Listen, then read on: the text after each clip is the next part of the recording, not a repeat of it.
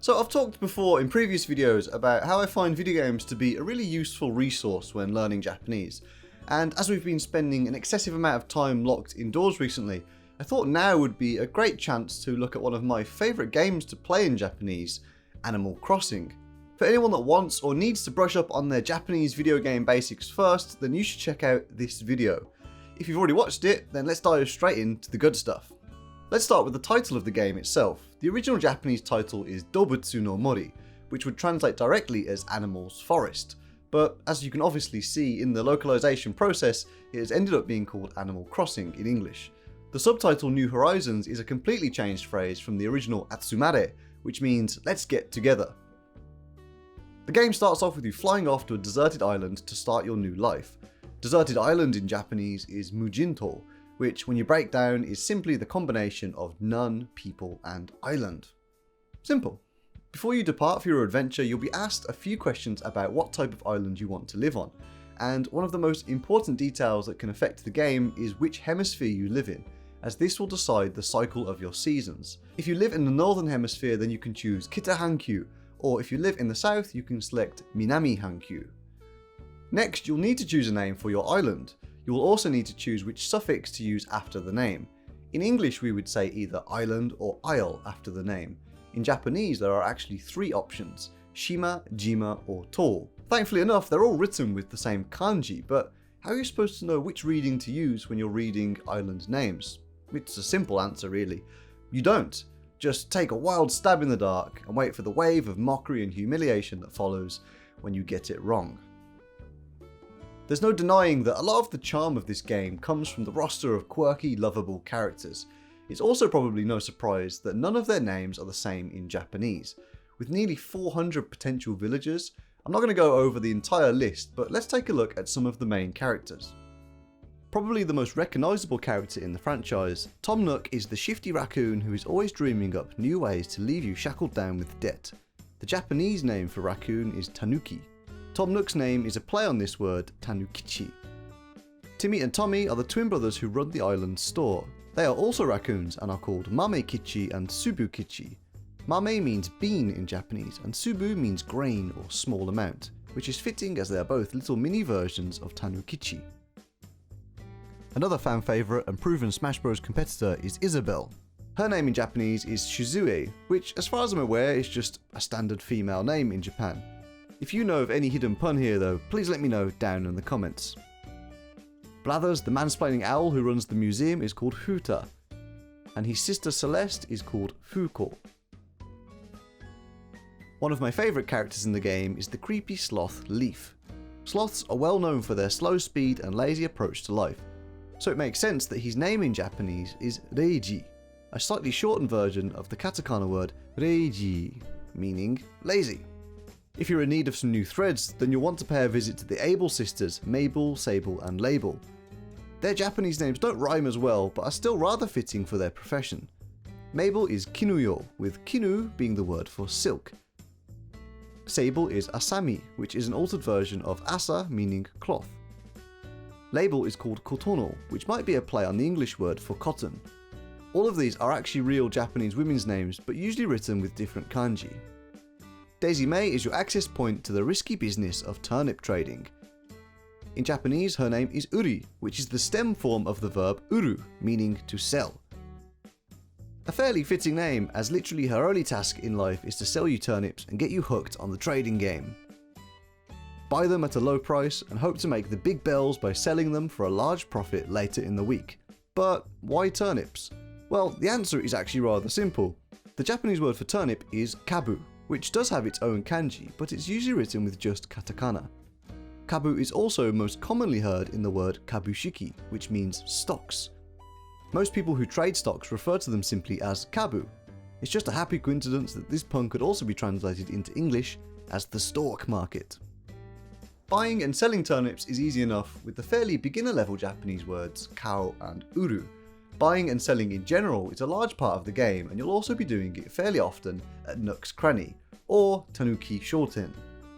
To check the current prices of turnips, when speaking to the brothers, just ask, 今日のカブ価は? Again, kabuka is a play on the word kabuka, which means stock prices. Some of the other shops and buildings found around your island are the Able Sisters store, whose sign is actually still in English, even in the Japanese version of the game, sells all the latest clothes and accessories. On the map though, it is listed as Shitate Ya, which means tailor or dressmaker. The museum, which is run by Hooter, is called the Hakubutsukan in Japanese. From time to time, you'll also have visitors come to stay at your campsite, which is simply translated as Camp Saito. To take a trip and visit other islands, you'll want to head over to the airport, or Hikoujo. Most of your time in the game will be spent tending to the island, making renovations, or catching various species of fish or insects. To perform most of these actions, you're going to need a set of tools. Shovel, scoop, net, ami, fishing pole, tsurizao, watering can, jョウロ, axe, ono, stone axe, ishi ono, slingshot, pachinko, vaulting pole,たかとびぼう, ladders, hashigo. When you first start the game, you only get crappy versions of these tools. They'll be described as shō boi, which means low quality or shabby. After an incredible amount of hard work and grinding though, you'll eventually be able to craft more durable golden versions of your tools. As with all items in the game, the names of the tools are only written in hiragana and katakana, so there's no pesky kanji to deal with. As an example, the golden axe would be written kin no ono using hiragana and katakana, not kin no ono using kanji. With our previously mentioned tools, we can perform a whole host of actions to complete tasks in the game. With the shovel, you can dig holes, ana o horu, or dig up fossils, kaseki o horidasu. With the net, you can catch bugs, mushi o tsukamaeru. Cast your line and catch a fish, sakana no saki ni uki o nageru. Water your flowers with the watering can, hana ni o mizu o ageru. Pop balloons with your slingshot, fuse no uchi o tosu. Harvest wood with your stone axe, ki o tataku. Cut down trees with your normal axe, ki o kiru. Use the vaulting pole to leap across rivers, kawa o tobikoeru.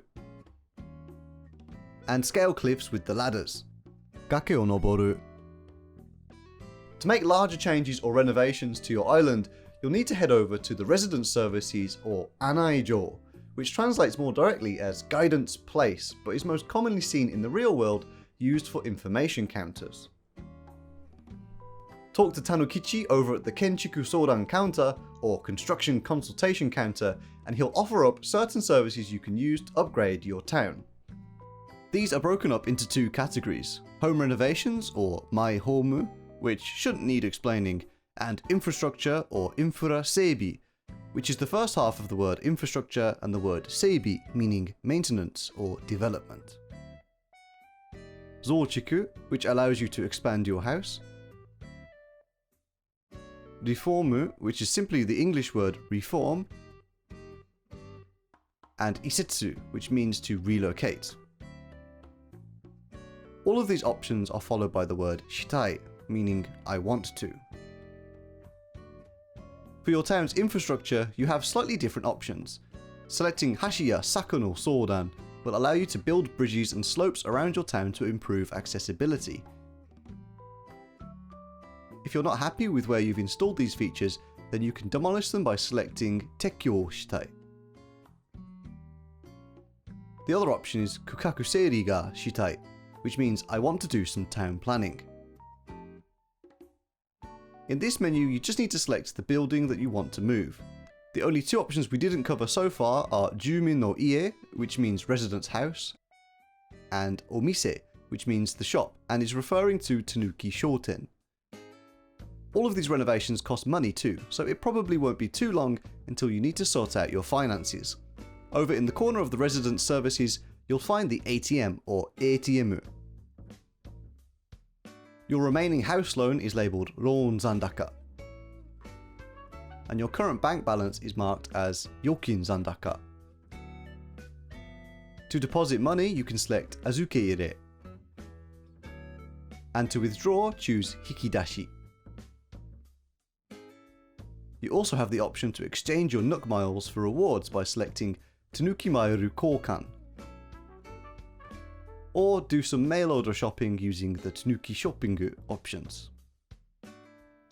Once you've gotten the hang of dealing with Tanukichi and his questionable business practices, you'll be well on your way to developing the perfect little island. A game like Doうぶつの森 though never really ends, and there's just so much stuff to collect that it's almost impossible for me to cover everything in a single video. But here's a few more general phrases that I think are worth knowing.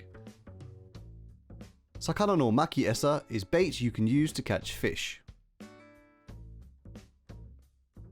Kaigara are seashells and will wash up all along the beach. There are 6 types of fruit you can harvest in the game too. Peaches, momo. Apples, ringo. Cherries, sakurambo. Pears, nashi. Oranges, oranji.